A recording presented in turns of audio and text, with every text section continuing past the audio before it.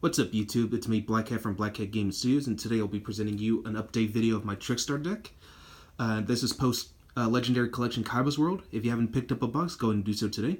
And as you can see, I got the new game board for it. It's really cool looking. I really like the way Kaiba and Destruction Dragon looks in this board right here. It's really smooth too. Anyway, let's get started. Alright, so for the standard engine of Trickstars, I have the 3 Trickstar Candinas. It's like a really one of the most important cards of the deck.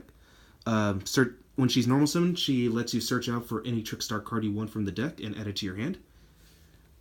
Next up, we got Trickstar Licorice, probably the best card in the game, or not in the game, but in the deck. She has a quick effect where you can reveal her, target one Trickstar monster you control, except herself, and you can bounce that Trickstar monster back to your hand and special summon this card. And also, each time your opponent adds cards or draws a card to his hand, you can inflict 200 points of damage to your opponent. Oh, and I forgot to mention that Trickstar Candina over here inflicts your opponent, or each time he activates a spell or trap, with 200 points.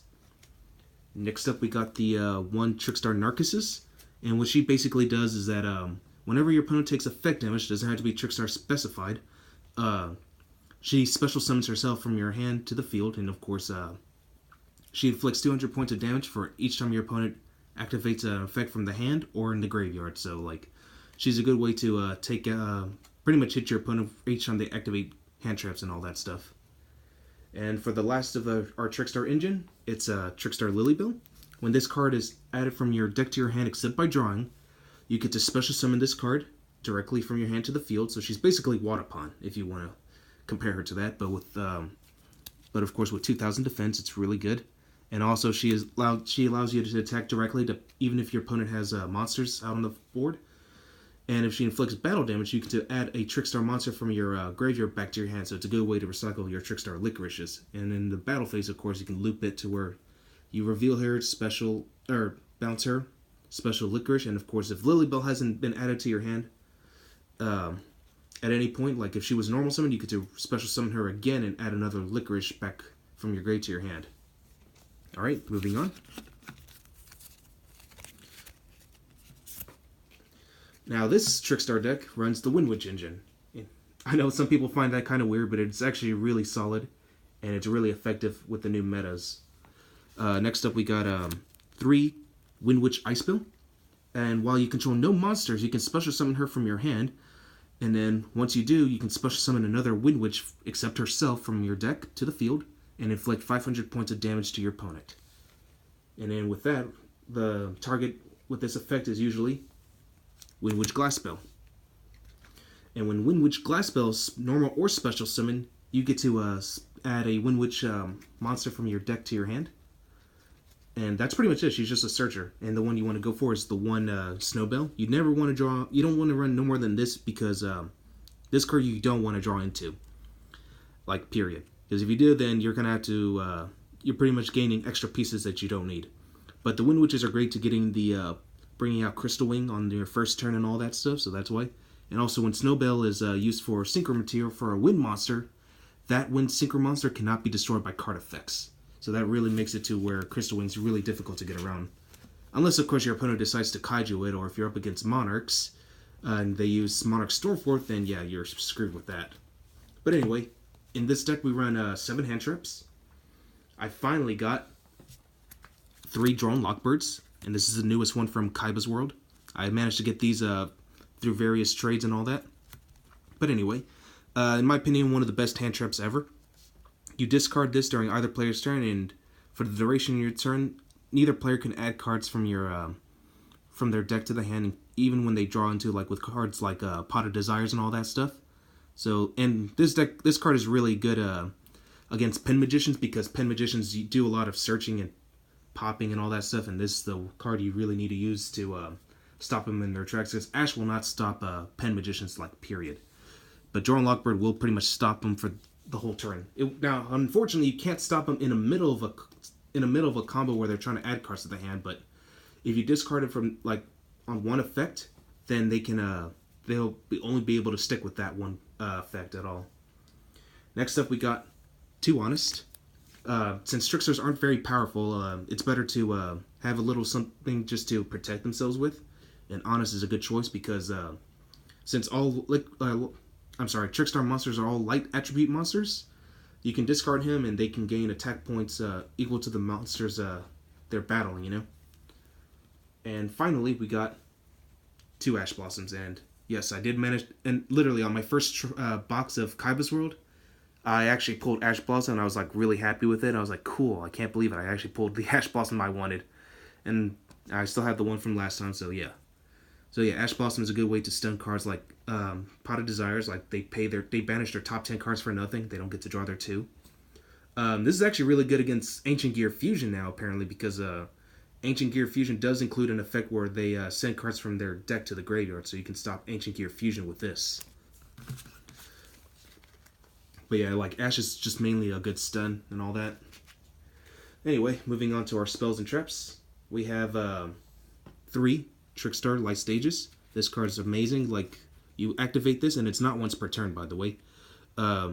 You can add any Trickstar monster from your deck to your hand, and also you can target 1 face-down card your opponent controls, and it locks that spell and trap for the duration of the turn, and at the end of the turn, they have to either activate the card or just send it straight to the grave. It does not destroy.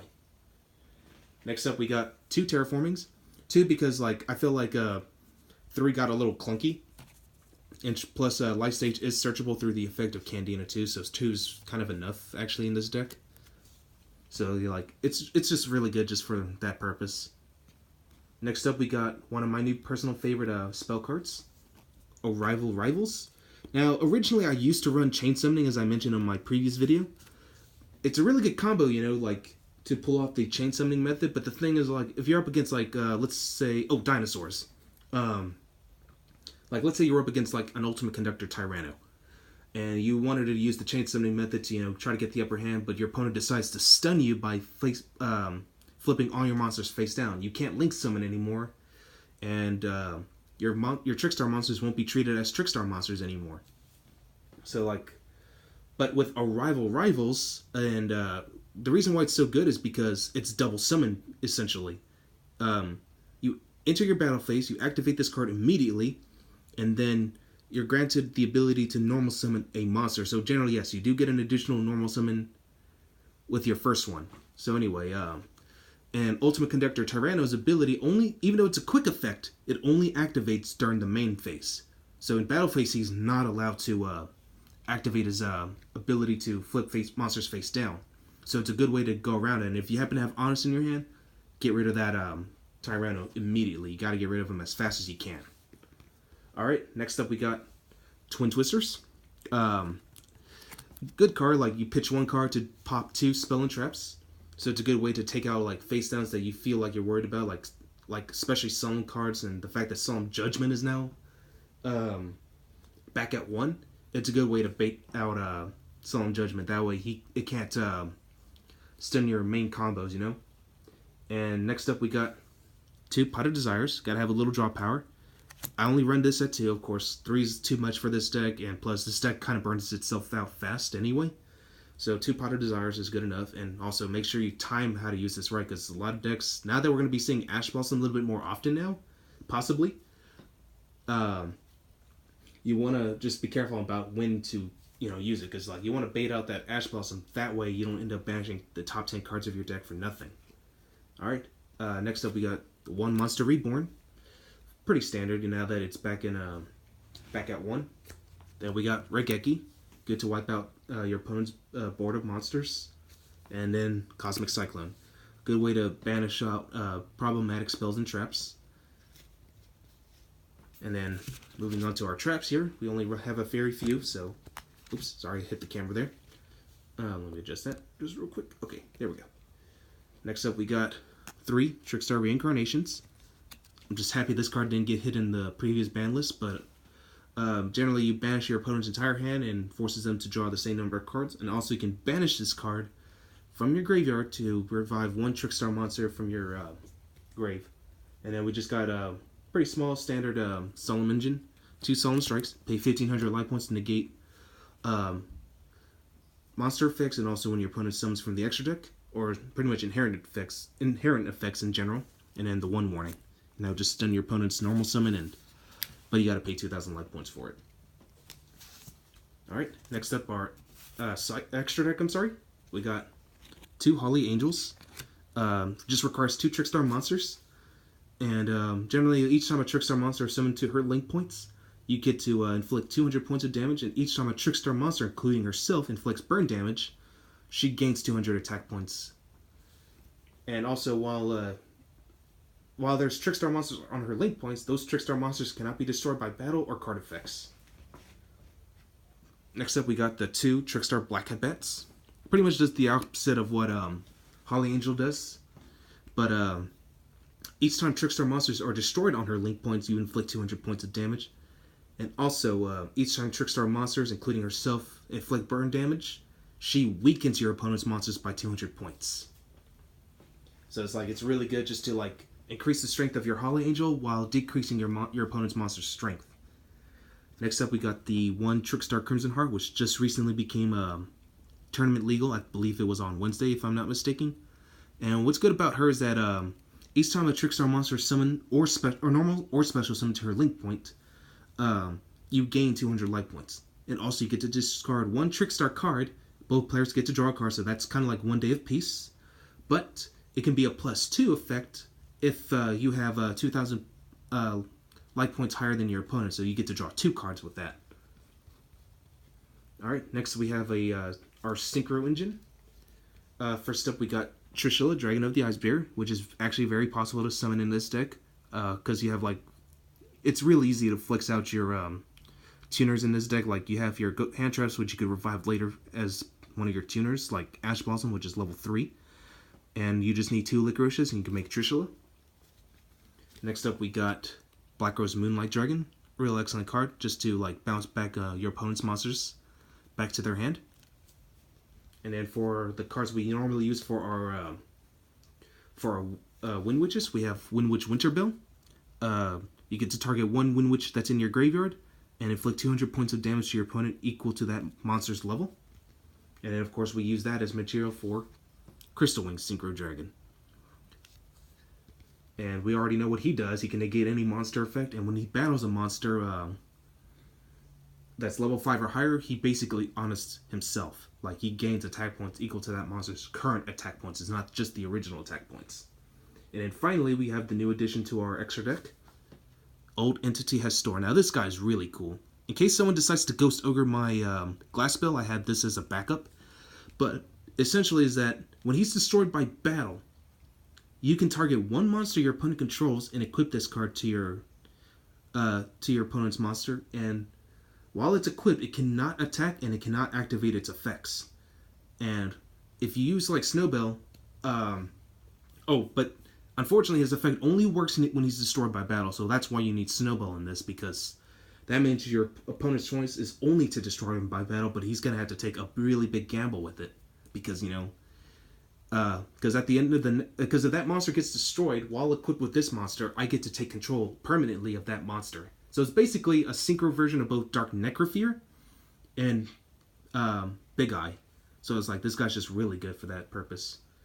Alright, next up we got our Xyz monsters, which is number 41, Baguska.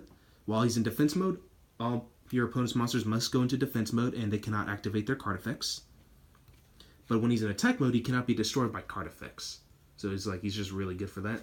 Next up, we got Fairy Cheer Girl. Just to get a little extra draw power, you detach 1 material, get to draw 1 free card. Next up, we got Tornado Dragon, which is our monster version of MST. To just detach 1 and target 1 spell and trap your opponent controls. And then for our last 2 Xyz monsters, we got Slacker Magician. Requires 2 level 1s. Once per turn, cannot be destroyed in battle. And if it's targeted by a card effect, you can detach 1, negate, and destroy the card that activated. And then on the main phase 2, you can overlay an Xyz summon Downward Magician, which just requires a level 3 and below monster with this effect. And she gains 200 attack points for each Xyz material she has. And when she attacks a monster in defense position, she inflicts piercing damage. So she's really good. Old school, but good. Alright. And then for our side, we got 3 3 Marsh Macarons, because I sometimes don't always rely on my Windwitches, and usually depending on what I'm up against, I need to switch things up a bit. Try to throw off my opponent with new ways to combo off with Trickstars. And Marsh Macaron really does its job because you destroy one by battle or card effect, doesn't have to hit the graveyard at all. I could just summon 2 more from my hand, deck, or graveyard. Next up, we got 2 Ghost Ogres, and I just recently also got the new Ultra Rare from Kaiba's World, so it's really cool to have this. But yeah, 2 Ghost Ogres just to like pop problematic cards. Even if your opponent still gets the effects, you at least get like those monsters off the board, that way they won't be able to use their effects for later. And then of course we got the 1 Effect Veiler, which just really comes in handy because Effect Veiler is becoming more meta relevant again. You definitely want to use this against Pen Magicians, like especially on Electromite, that way it negates its effects entirely for the turn. And next up we got Honey Wada, which I usually only use towards mirror matches because if someone's using the full burn mechanic of Trickstars, I'm just going to discard this and I can avoid all burn damage for 1 turn. And I'm free to do all my combos without any without any worries of losing my life points, you know? Alright, next up we got 2 Dark Bribe. Like sometimes I want to go second on this deck, and if I'm sure my opponent has evenly matched, this card is really good to take out evenly matches. And then we have 2 different Mirror Forces, both Blazing and Drowning. Blazing's good. It's just basically Mirror Force, the original one, but your opponent and you take a damage equal to the all attack position monsters' attack points that got destroyed. And by that I mean half of their attack points. And Drowning Mirror Force, you know, like if your opponent declares a direct attack, all attack position monsters get shuffled back into the deck. Now this card is a good way to lock out certain spells, like especially like Invokers, and because that Invocation spell card really gets annoying, this card is really good for that. Curse Seal, the Forbidden Spell. You discard 1 spell, negate any spell that your opponent activates, and for the duration of the duel, your opponent cannot activate that spell card or any other copies of it he has for the duration of the duel. So it's a good way to lock out Invocation. Then we got the Huge Revolution is Over. Used this quite a few times on certain monsters like Spiral Sleeper, Topologic Bomber Dragon, Twin Twisters. But generally, any card, even Zark actually, doesn't stand a chance against this card. But generally, yeah, anytime your opponent activates a monster spell or trap effect that tries to destroy 2 or more of your cards, you can negate and banish the card that activated it. So it's like it doesn't target and it doesn't destroy, so it's really good. And finally, we got 2 Dark Room of Nightmares. Sometimes I do want to do the burn mechanic against my opponent, but depending on what I'm up against will vary whether or not I should use this. Well, anyway, that's all I have for you today. I hope you enjoyed this video, and click like and subscribe, and I'll see you on the next one.